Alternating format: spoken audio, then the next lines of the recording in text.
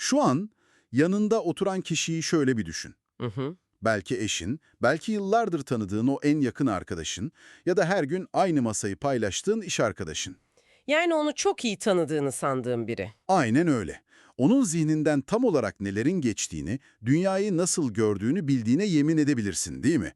Yani sen ona bakınca her şeyi okuduğunu sanıyorsun. Çoğumuz böyle hissediyoruz. Evet, büyük bir özgüvenimiz var bu konuda. Ama işte istatistikler o kadar farklı, o kadar şaşırtıcı bir şey söylüyor ki.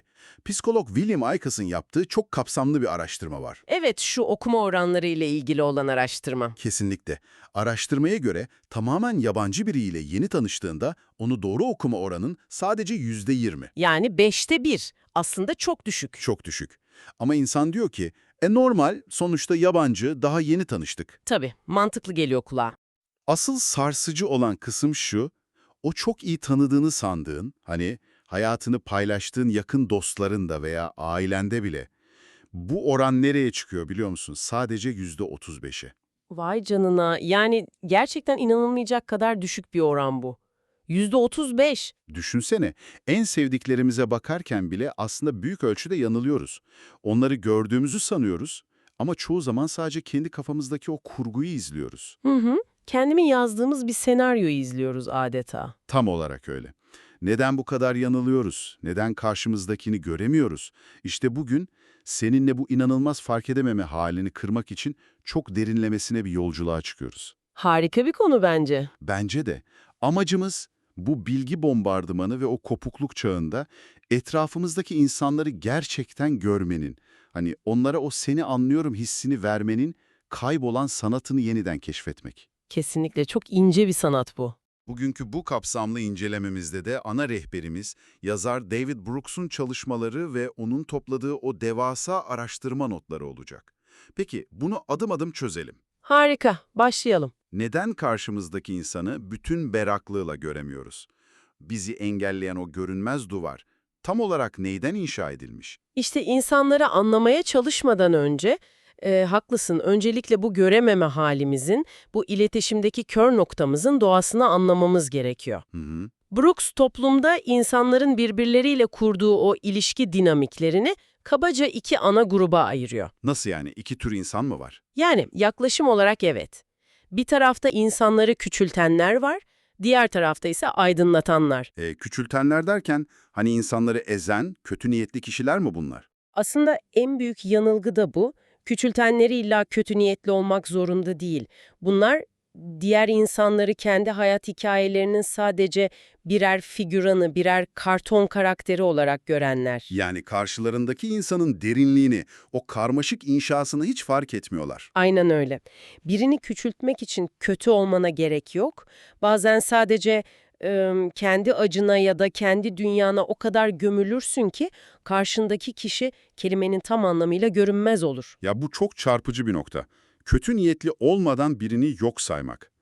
Brooks'un notlarında yazar, Vivian Gornick'in annesiyle olan o ilişkisini anlattığı bir anı var değil mi? Fierce Attachments kitabından. Evet, çok sarsıcı bir hikayedir o. Gornick'in babası genç yaşta vefat edince annesi kelimenin tam anlamıyla büyük bir kederin içine düşüyor. Hı hı. Bu öyle devasa, öyle yoğun bir keder ki evin içindeki tüm oksijeni adeta emiyor. Vivian annesiyle aynı yatakta uyuyor, sürekli onun etrafında dolanıyor, onun o acısına eşlik etmeye çabalıyor. Yani sürekli yan yanalar aslında. Sürekli beraberler. Ama yıllar sonra dönüp baktığında Vivian çok acı bir gerçeği fark ediyor. Annesi o kederin içinde o kadar kaybolmuştu ki kızının orada olduğunu bile aslında fark etmiyordu. İnanılmaz. Oradasın ama yoksun. Aynen öyle. Vivian diyor ki hani biri tarafından sevilmek ama onun tarafından bilinmemek, yani gerçekten görülmemek muazzam bir boşluk yaratır.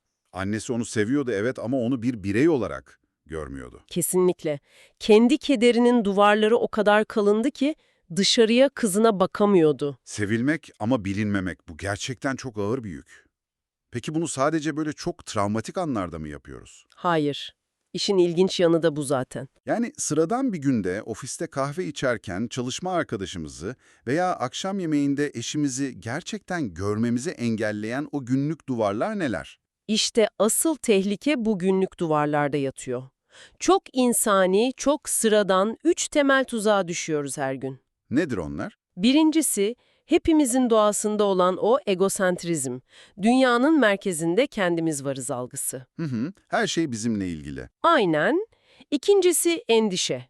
Yani kafamızın içindeki o bitmek bilmeyen gürültü. Aa evet, o iç ses hiç susmuyor. Susmaz. Biri bize bir şey anlatırken aslında onu hiç dinlemiyoruz. Kafamızın içinde şey dönüyor.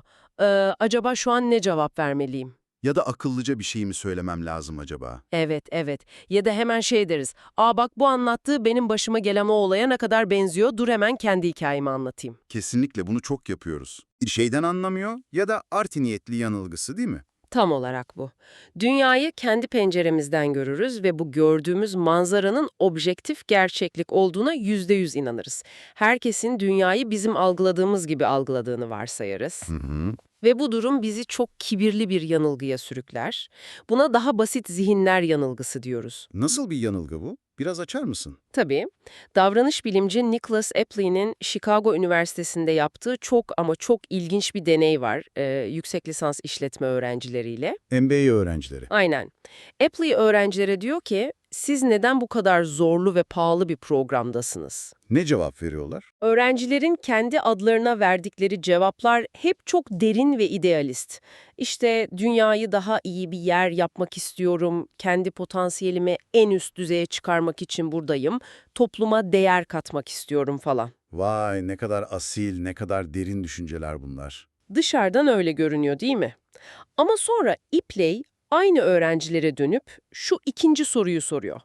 Peki sizce yanınızda oturan diğer öğrenciler neden burada? Asıl cevaplar şimdi geliyor herhalde. Öğrencilerin diğerleri için verdikleri cevaplar inanılmaz derecede sığ. Diyorlar ki valla onlar büyük ihtimalle sadece çok para kazanmak için, kariyer için buradalar. İnanılmaz gerçekten yani. Kendi iç dünyama baktığımda muazzam bir derinlik, rengarenk idealler, karmaşık inşalar görüyorum. Aynen öyle. Ama sana veya diğerlerine baktığımda sadece para hırsı gibi sığ, dümdüz, basit bir motivasyon görüyorum. Bu aslında muazzam bir kibir. Çok büyük bir kibir ve insanı izole eden bir şey. Aslında bunu senin ve dinleyicimiz için kafamızda şöyle canlandırmak istiyorum. Şöyle düşün, yüzümüzde sürekli o devasa aynalı güneş gözlükleriyle dolaşıyormuşuz gibi bir durum bu. Çok iyi bir benzetme. Karşımızdaki insanla konuşurken onun gözlerine baktığımızı, onu anladığımızı sanıyoruz ama o aynalı camlar yüzünden aslında gördüğümüz tek şey yine kendi yansımamız, kendi önyargılarımız, kendi kederimiz, kendi derinlik sanrımız. Aynen. O gözlükler her şeyi bloke ediyor. O zaman karşımızdakini gerçekten aydınlatan o insanlardan, yani bir aydınlatan olmak istiyorsak, önce o aynalı gözlükleri çıkarıp atmamız gerekiyor. Peki ama bunu pratikte nasıl yapacağız?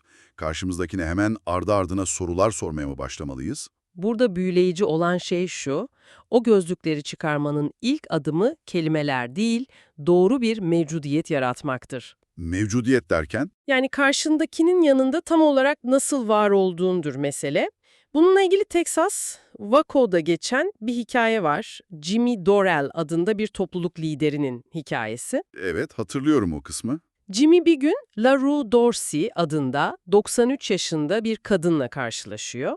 O an odada yazar David Brooks da var. Olayı gözlemliyor yani. Aynen. Brooks önce kadına klasik böyle mesafeli ve ciddi bir gazeteci tavrıyla yaklaşıyor. Sorular soruyor falan. Kadın da bu ciddiyete aynen karşılık veriyor. Böyle sert, disiplinli, hayatın zorluklarını yaşamış o katı figürüne bürünüyor hemen. Brooks o aynalı gözlükleriyle baktığı için kadının sadece o sert yansımasını görebiliyor aslında. Kesinlikle sadece yüzeyi görüyor. Ama sonra odaya Jimmy giriyor. Ne yapıyor Jimmy? Bir kabullenme var. Kadının kim olduğunu, hayatındaki o derin değeri bilen, onu tamamen onurlandıran bir bakış bu. Kelimelere bile gerek yok diyorsun. Hiç gerek yok. Ve saniyeler içinde o sert, disiplinli 93 yaşındaki kadın adeta eriyor, gözlerinin içi parlamaya başlıyor, içinden şakacı, cıvıl cıvıl, hayat dolu bir kız çocuğu çıkıveriyor. Vay canına, sadece bir bakışla. Sadece bir bakışla. Jimmy ona uzun uzun sorular sormadı. Onu analiz etmeye çalışmadı. Sadece bakışındaki o derin saygıyla kadının çok farklı bir versiyonunu aydınlattı. Yani saygı dediğimiz şey kelimelerden çok önce gözlerimizle verdiğimiz, karşımızdakinin o varoluşuna, inşasına duyduğumuz bir hayranlık hediyesidir. O zaman bu aydınlatan olmanın temeli, ilk koşulu karşımızdaki insana böyle güvenli bir zemin sunmaktan geçiyor. Tam olarak öyle. Biz buna eşlik etme sanatı diyoruz. Eşlik etme. Biraz daha açar mısın bunu? Ünlü doğa yazarı Lauren Eisdale'in o Platte Nehri'ndeki unutulmaz hikayesini düşün. Eisdale nehir hakkında sadece kenarda durup notlar alan, onu dışarıdan inceleyen biri değil. Suya mı giriyor? Evet, bir gün kendini sırt üstü o nehrin serin sularına bırakıyor, suyun akışına hiç müdahale etmeden, onun ritmine tamamen uyum sağlayarak saatlerce sürükleniyor. Çok şiirsel bir an. Öyle. İşte insan ilişkilerinde güven de tam olarak böyle inşa ediliyor. Acele etmeden, değiştirmeye çalışmadan, yan yana durarak. Fransız filozof Simone Weil buna negatif çaba diyor. Negatif çaba mı? O ne demek? Çaba göstermemek mi? Alanına saygı duymaktır. Anladım. Tıpkı yazar Gail Caldwell'ın köpekleri eğitirken fark ettiği gibi, onlara sürekli sert komutlar vererek değil, sadece yanlarında oyun oynayarak, kelimelere dökülmeyen o doğal ritim içinde bir bağ kurmak gibi. Ama dur, burada sana gerçekten sormak istediğim bir şey var. Senle birlikte şimdi bizi dinleyenin gerçek hayatına dönelim. Dönelim tabii. Diyelim ki salı sabahı ofistesin. İşler yetişmiyor, arka arkaya 3 zorlu toplantın var ve takımındaki birinin performansı fena halde düşmüş, onunla konuşman lazım. Klasik bir iş günü strefi. Aynen, sadece bir nehirde sürüklenir gibi öyle sessizce onun yanında durarak o insanın açılmasını nasıl sağlayacaksın? Bu anlattıkların kulağa çok güzel, çok şiirsel geliyor ama gerçek hayatın kaosunda biraz fazla pasif, fazla yavaş bir yaklaşım değil mi bu? Bunu ofiste nasıl uygulayacağız? Bu itirazında o kadar haklısın ki, çünkü biz genelde eşlik etmeyi pasif olmak ile karıştırıyoruz. Değil mi? Öyle tınlıyor. Ama eşlik etmek pasiflik değildir. Bu yönlendirme arzusu yerine kabullenme arzusunu seçmektir. O ofis toplantısını düşünelim tekrar. Hı hı. Karşındaki çalışana hemen neden işleri batırıyorsun, bak şöyle yapmalısın diyerek onu kendi istediğin o kalıba sokmaya çalışırsan ne olur? Hemen savunmaya geçer, bahane üretir. Aynen, savunma duvarları aniden yükselir. Eşlik etmek ise ona şu mesajı vermektir. Ben buradayım, senin şu anki o zor durumunu seni yargılamadan görüyorum ve senin sınırlarına saygı duyuyorum. Yani önce bir zemin hazırlamak. Evet, insanlar o altlarındaki zeminin güvenli olduğunu hissetmedikçe zihinlerinin kapılarını asla ama asla sana açmazlar. O zemini kişiyi yönlendirmeyerek sadece onu dinlemeye hazır olduğunu göstererek kurarsın. O savunma duvarları inmeden sen istediğin kadar harika, mantıklı tavsiyeler ver, Hiçbiri işe yaramaz. hiçbiri içeri girmeyecektir. Havada kalır hepsi. Tamam, bu ayrım şimdi çok netleşti bende. Yani önce güvenli alanı oluşturduk, o aynalı gözlükleri gözümüzden çıkardık, yönlendirmeyi bırakıp yan yana yürümeye başladık. Şimdi empati kurma zamanı. Evet, sıra empatide. Ama sadece işte senin acını paylaşıyorum demek yeterli mi? Empati böyle içten gelen, bizim doğuştan sahip olduğumuz o sıcak bir his değil mi zaten? İşin aslı en büyük yanılgımız da bu zaten. Empati sadece böyle sıcak, bulanık bir duygu selinden ibaret değildir. Üzerine ciddi çalışılması, pratik yapılması gereken çok kompleks bir sosyal beceridir. Bir yetenek gibi mi? Evet, bir sanat pratiği gibi düşünebilirsin. Empatiyi mekanik olmayan bir şekilde 3 ayrı beceri katmanında inceleyebiliriz. Birinci katman, aynalama dediğimiz süreç. Karşındakinin hareketlerini taklit etmek gibi mi? Yok hayır, yüz ifadesini taklit etmek değil bu. Bu, nörobilimci Lisa Feldman Barrett'ın duygusal çözünürlük dediği o ince ayar farkındalığıdır. Duygusal çözünürlük. Aklıma şey geldi, televizyon ekranının piksel kalitesi gibi bir şey mi bu? Oo, harika bir benzetme. Evet, tam olarak pikselleri ne kadar net gördüğünle ilgili bir durum. Bir ressamın renk paletini düşünelim. Tamam. Yeni başlayan, pratik yapmamış bir ressam, her kırmızıya sadece kırmızı der geçer. Ama iyi bir ressam, usta bir ressam, o kırmızının ateş kırmızısı mı, kan kırmızısı mı, yoksa şarap kırmızısı mı olduğunu anında bilir. Tonları ayırır. Aynen. Karşındaki kişi sana geldiğinde, kötü hissediyorum dediğinde, bu kötünün aslında sadece kötü olmadığını bilebilmektir. Bu bir hüzran mı? Derin bir endişe mi? Yoğun bir stres mi, yoksa saf bir sinir harbi mi? Bunu ayırt edebilmektir duygusal çözünürlük. Peki bu neden bu kadar önemli? Kötüyse kötüdür sonuçta. Şunun dolayı çok önemli. Mark Brackett'in o meşhur enerji haritasında gösterdiği gibi, yüksek enerjili bir korku ile düşük enerjili bir tükenmişlik tamamen farklı yaklaşımlar gerektirir. Eğer karşındakinin hissettiği duygunun tam adını doğru koyamazsan, o pikselleri net göremezsen, ona doğru şekilde eşlik edemezsin. Bu zihinselleştirme. Adam Smith buna yansıtıcı empati diyor. O ne demek tam olarak? Bu aslında kendi geçmiş deneyimlerimizin o devasa kütüphanesine gidip karşımızdakinin şu an içinde bulunduğu durumu hissetmeye çalışmaktır. Kendi anılarımızdan referans almak yani. Evet, hani ben de benzer bir çaresizlik hissettiğimde benim dünyam içeriden nasıl görünüyordu diyerek kendi deneyimimiz üzerinden onun zihnine giden o empati köprüsünü kurmaktır.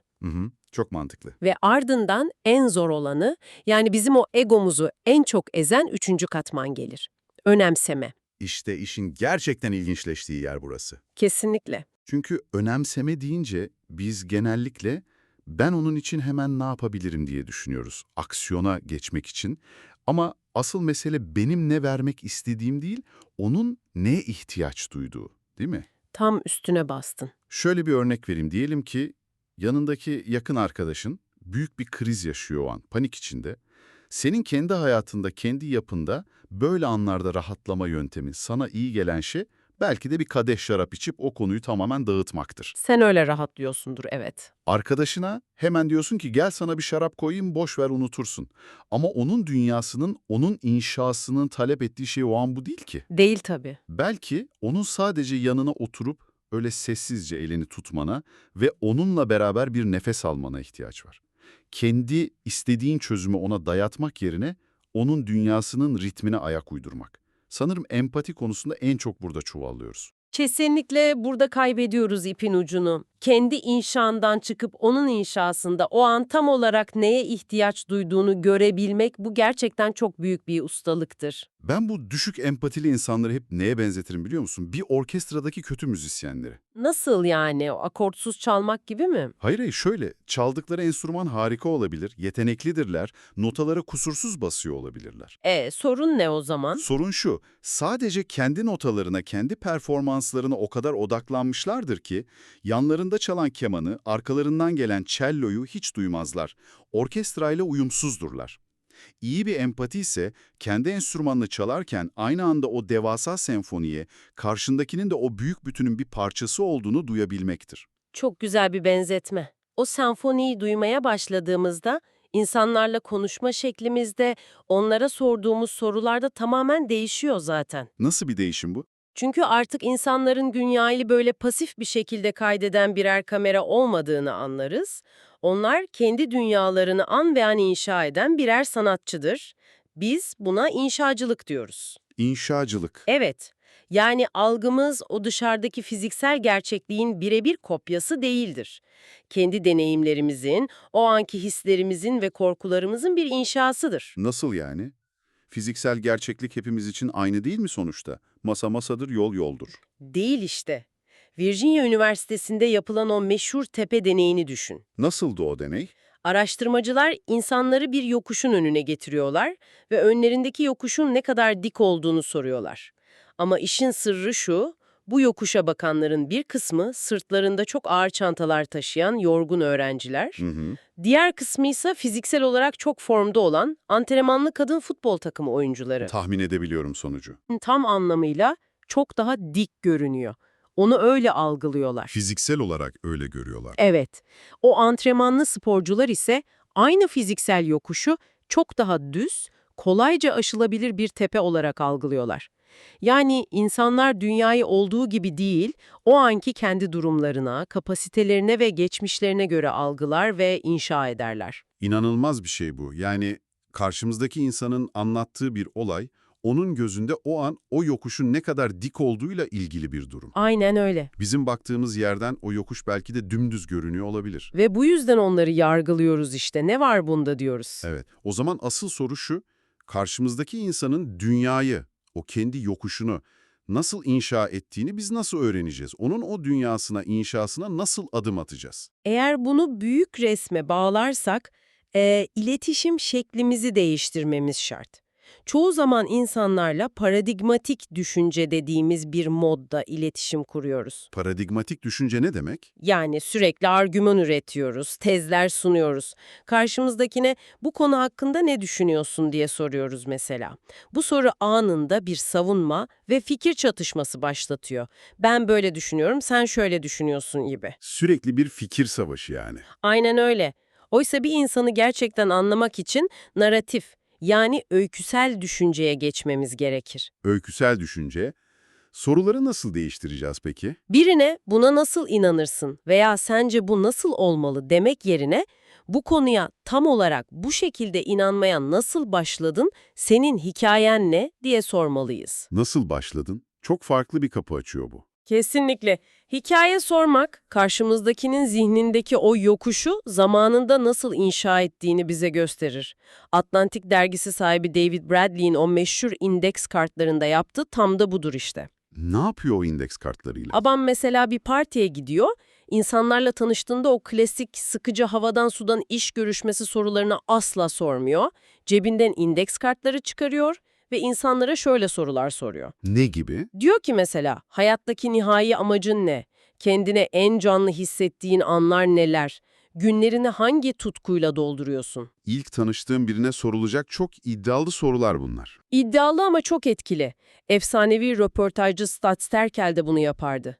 İşin sırrı şu ki, insanlar aslında yeter ki gerçekten dinleyen, onlara o alanı açan biri olsun, kendi hayat hikayelerini, o dünyayı nasıl inşa ettiklerini anlatmaya çok ama çok açtırlar. Yeter ki sorulsun. Yeter ki doğru şekilde sorulsun. Burada sana yine senin ve benim kendi hayatımızdan böyle çok pratik bir soru sormak istiyorum. Dinliyorum. Sen ve ben diyelim ki her akşam yemeğinde birbirimize dönüp hayattaki nihai amacın ne gibi derin felsefi sorular soramayız herhalde. Çok yorucu olurdu. Değil mi?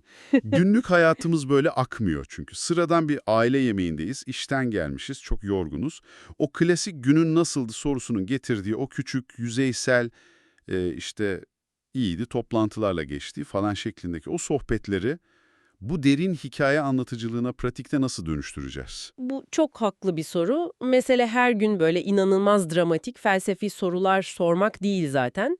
Mesele, olayların sadece kronolojisini sormayı bırakıp niyetleri ve o olayların anlamlarını sormaya başlamaktır. Yani olay listesi istemeyeceğiz. Evet, karşındaki sana toplantılarla geçti, çok yoğundu dediğinde hangi toplantılar vardı demek paradigmatik bir sorudur. Sadece soğuk bir bilgi ister.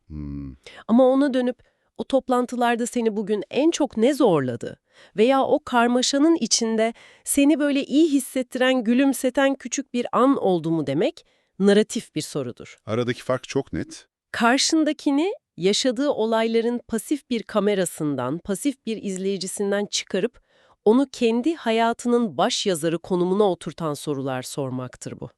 İnsanlar sadece olayları aktarırken ne olduğunu dümdüz anlatırlar ama niyetleri ve anlamları anlatırken kendi ruhlarını, inşalarını ortaya koyarlar. Bütün bu konuştuğumuz beceriler, o güvenli mevcudiyet, nehirde sürüklenme sabrı, yüksek çözünürlüklü o empati ve bu doğru sorular, tüm bunlar bizi aslında nereye götürüyor biliyor musun? Nereye götürüyor? Bilgeliğe.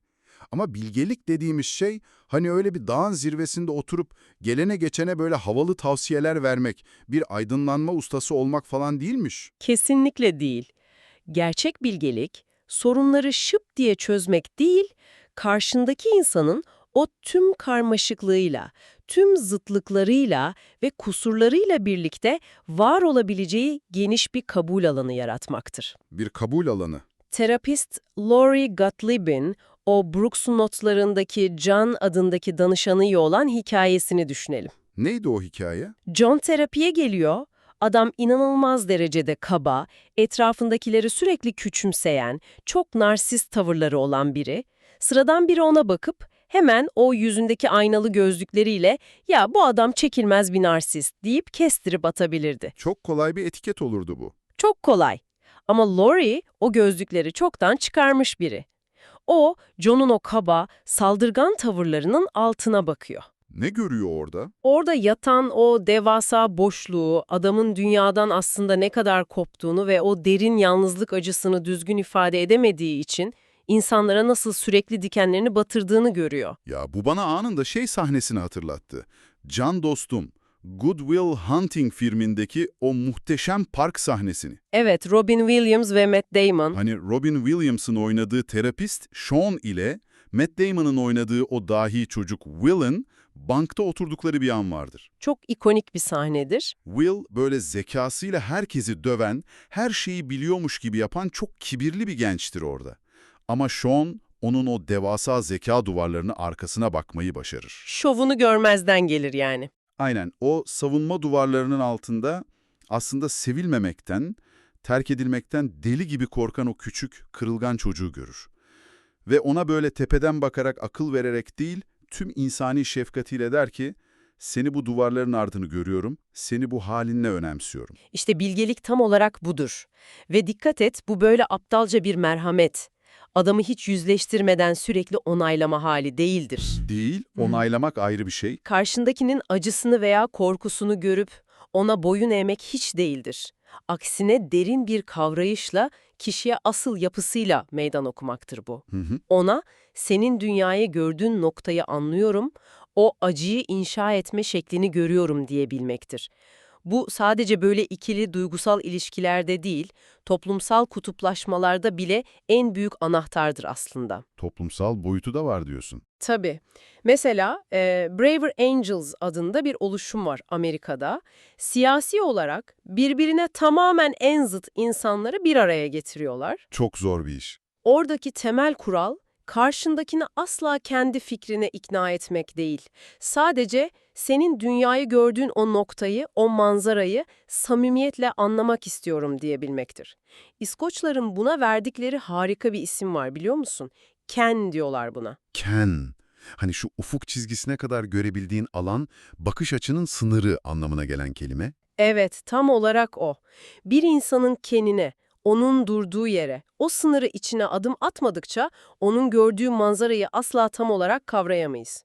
İnsanların fikirleri bizimkine tamamen zıt olabilir. Dünyayı inşaları bizden çok farklı olabilir. Ama o inşanın altındaki temel insani korkuları, o ortak sevilme ihtiyacını anladığımızda o aşılmaz sandığımız kutuplaşma duvarları da çatlamaya başlar. Gerçekten öyle. Olmanı anlamlı buluyorum demek. İşte etrafını aydınlatan bir insan olmanın tam özü budur. Peki tüm bunlar ne anlama geliyor? Tüm bu konuştuklarımızı şöyle bir toparladığımızda elimizde ne kalıyor? Evet, asıl meseleye geldik. Seni gerçekten dinleyen, seni aydınlatan biri olmak, öyle doğuştan gelen sihirli bir özellik falan değilmiş. Değil, kesinlikle. Bu tıpkı piyano çalmayı öğrenmek veya yepyeni bir dil öğrenmek gibi her gün ama her gün üzerine çalışılan, pratik edilen bir sosyal sanat. İnce bir inşa süreci. İngiliz filozof Iris Murdoch'un o muazzam tanımı her şeyi ne kadar güzel özetliyor aslında. İyi bir insan olmak, öyle kahramanca dev eylemler yapmak değil, karşımızdaki insana sevgi dolu ve adil bir dikkat gösterme sanatıdır diyor. Ve biliyor musun, bu adil dikkati göstermek için öyle çok özel, dramatik anları beklememize falan da hiç gerek yok. Gündelik hayatta da yapabiliriz. Her gün en sıradan etkileşimlerimizde bunu pratik edebiliriz. Marketteki o yorgun kasiyere bakışımızda, iş arkadaşımızın dertlenmesine araya girmeden sessizce eşlik etmemizde, çocuklarımıza günün nasıldı demek yerine bugün seni en çok ne heyecanlandırdı diye o hikayeyi sormamızda gizli bu inşa. Öyleyse bugünlük bu yolculuğumuzu tamamlarken seni şu kışkırtıcı düşünceyle baş başa bırakmak istiyorum. Bugün toplumumuzun, çalıştığımız şirketlerin, hatta her akşam masasına oturduğumuz o aile yemeklerinin sırf bu görülmeme, anlaşılmama hissinden dolayı nasıl sessizce parçalandığını biliyoruz. Herkes kendi hikayesinde yapayalnız. Ne yazık ki öyle. Peki sadece bugünden itibaren, sadece bir kişiye, mesela çocuğuna, partnerine veya sabahları asansörde karşılaştığın o komşuna, onu senin hayatının bir yan karakteri olarak değil de kendi o devasa ve karmaşık hayatının başyazarı olarak gerçekten bakmaya karar verseydin ne olurdu? Muazzam bir değişim olurdu. Sadece bir kişinin senin o adil ve sevgi dolu dikkatin sayesinde kendini bütünüyle görülmüş hissetmesinin hayatında yaratacağı o kelebek etkisini bir hayal et.